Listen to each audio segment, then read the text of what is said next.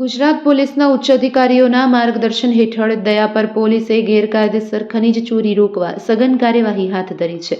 Chirag Kordiya, police મહાનિરીક્ષક, border range Bhuj, Vikas Sunda, police અધિક્ષક, પશ્ચિમ કચ્છ ભુજ તથા બી બગોરા, નાયબ પોલીસ અધિક્ષક, નખત્રાણા વિભાગના માર્ગદર્શન હેઠળ દયાપર પોલીસ દ્વારા વિસ્તારમાં સતત પેટ્રોલિંગ અને ચેકિંગ કામગીરી કરવામાં આવી રહી છે.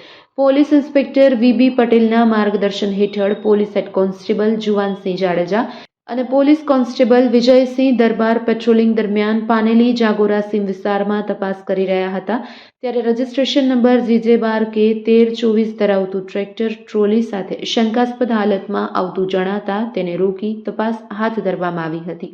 આ તપાસ દરમિયાન ટ્રોલીમાં અંદાજિત 4595 કિલો રેતી ભરેલ હોવાનું સામે આવ્યું હતું.